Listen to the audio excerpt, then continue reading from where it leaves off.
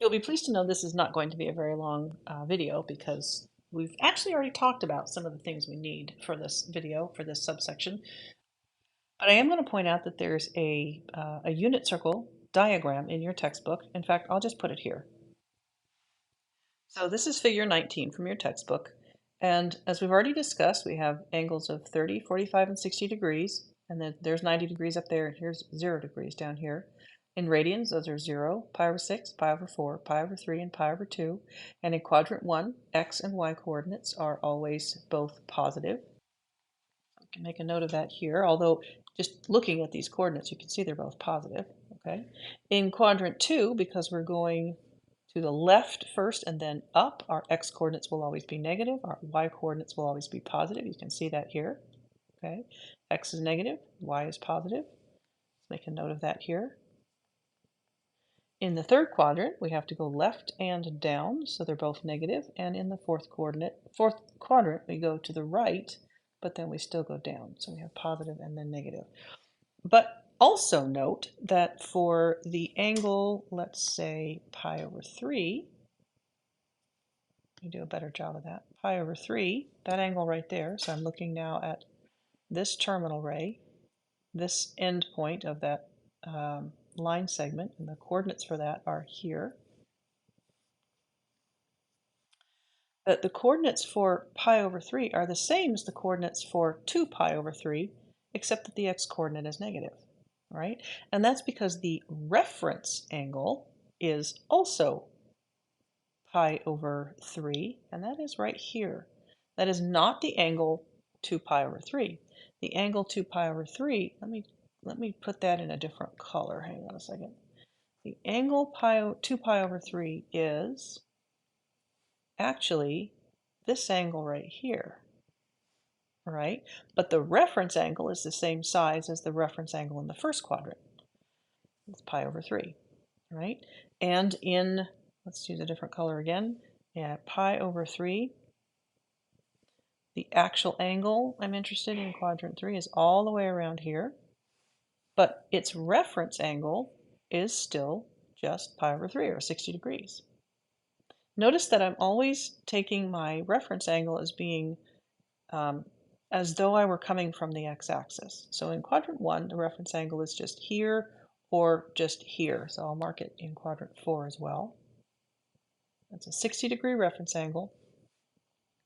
It goes with the actual angle 5 pi over 3.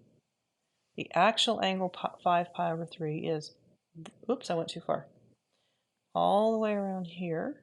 That's the actual angle 5 pi over 3. If I want to find the cosine of 5 pi over 3, I just need to take the cosine of pi over 3 and then figure out what the correct sign is. In this case, it stays positive. Right? So 1/2 and 1/2. But if I want the sine of 5 pi over 3, then I just need to take the sine of pi over 3 and then make sure I get the correct sign, which in this case is negative.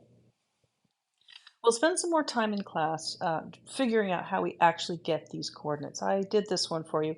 Here they've rationalized the denominator. Remember, I don't care about that. You can write this pair of coordinates as 1 over the square root of 2, comma 1 over the square root of 2. And so this one can be negative 1 over the square root of 2, comma positive 1 over the square root of 2. I don't mind if you rationalize the denominator or not. But this diagram is really kind of all we need. Now, this is based on the assumption that we're in the unit circle.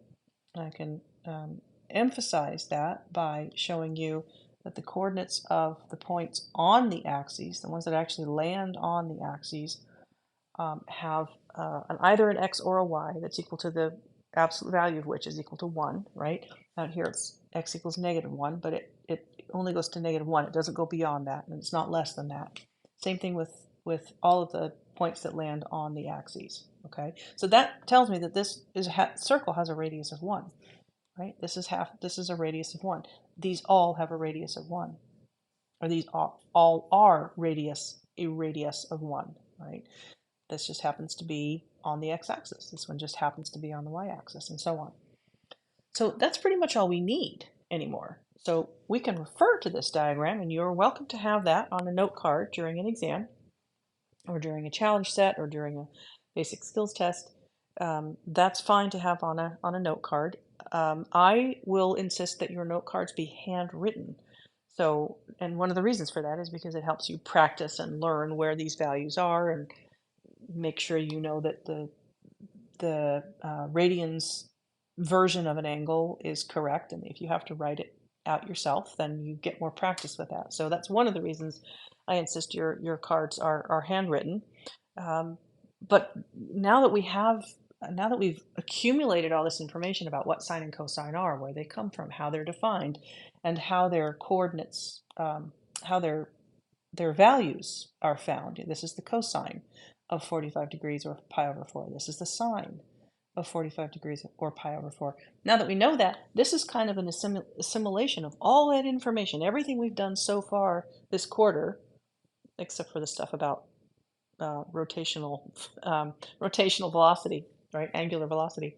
It's kind of an assimilation of everything we've learned so far this quarter in one place. And so make a note of that, and carry this with you, if not literally, then figuratively in your head, and keep it handy because we're going to be using it a lot. And that's all I have for this video. And that's the end of this section. So we'll be talking in the next section about trigonometric functions other than sine and cosine. There are 4 more to learn about. So see you over there.